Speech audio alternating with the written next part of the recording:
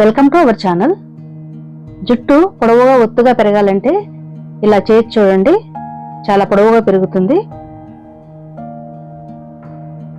అన్నీ మనకు తెలిసినవే, ఇంటి దగ్గర ఉండేవే. వాటికి ఎలా చేయాలనేది ఈ వీడియోలో చూద్దాం. ఇది చూసారు కదా, ఇవి మెంతులు ఇంకా ఉసిరికాయలు. పెద్ద ఉసిరి ఉంటుంది కదా, ఆ ఉసిరికాయలు రాత్రి నీళ్ళలో నానబెట్టేశాను. ఆ వాటర్ వంపేసి పక్కన పెట్టాను. ఈ పేస్ట్ చేసుకునేటప్పుడు యూజ్ అవుతుంది. అలాగే అలోవెరా, ఇది తులసి బ్లాక్, ఇంకా మామూలు నార్మల్ తులసి, కరివేపాకు, ఇంకా ఇది మరువం, దవనం అంటారు, మరువం అంటారు, ఒక్కొక్క ప్రాంతంలో ఒక్కొక్క రకంగా పిలుస్తారు. అలాగే వేపాకు, ఇది మందార ఆకు, మందార పువ్వులు,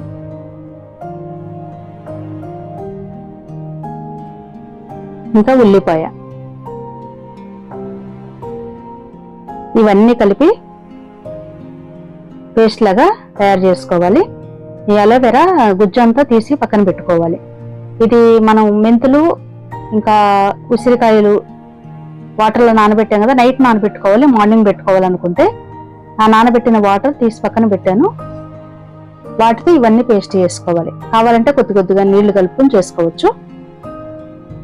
ఆ వాటర్ సాలకపోతే ఇంకా అవిసె గింజలు, ఇంకా కొద్దిగా అల్లం ముక్క కూడా తీసుకున్నాను. చూసారు కదా అవిసె గింజలు, దీన్ని వాటర్లో వేసి మరిగించి జల్లగా తీసుకోవాలి. ఈ అల్లం ముక్క మాత్రం మిక్సీ జార్లో వేసి మిక్సీ పట్టేస్తాము. వీటన్నిటితో పాటే ఇప్పుడు స్టవ్ వెలిగించి ఒక గిన్నె పెట్టుకుని దానిలో వాటర్ వేసుకోవాలి. అవిసె గింజలు తీసుకున్నాను కదా, ఫ్లాక్ సీడ్స్ అంటారు కదా, అవి ఈ వాటర్లో వేసి మరిగించుకోవాలి. ఇది జెల్లాగా అవుతుందన్నమాట. అప్పటి వరకు మరిగించుకోవాలి.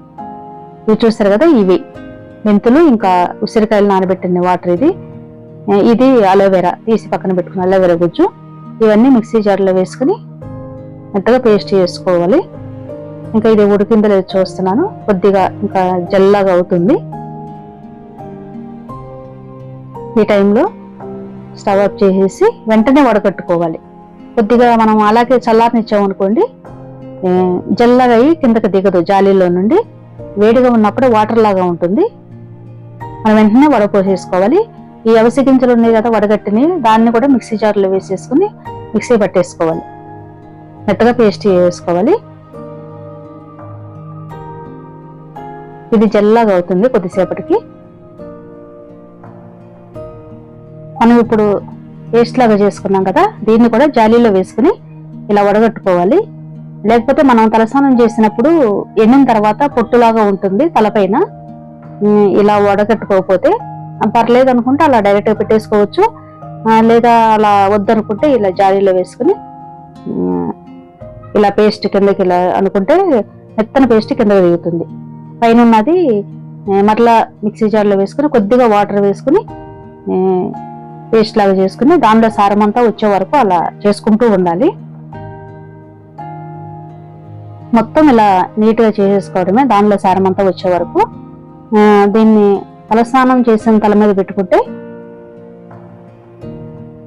నార్మల్ వాటర్తో కడిగేసుకోవటం, షాంపూ పెట్టుకోకుండా వాటర్తో మంచిగా కడిగేసి అది ఆరిన తర్వాత ఆయిల్ పెట్టుకుని తర్వాత రోజు తలస్నానం చేసుకోవచ్చు, షాంపూ పెట్టుకోవచ్చు. అదే ఆయిల్ పెట్టిన తల మీద అయితే షాంపూ పెట్టుకోవచ్చు. ఇది ఎంతసేపు అంటే ఒక అరగంట నుండి గంట సేపు మధ్యలో అలా ఉంచుకోవచ్చు.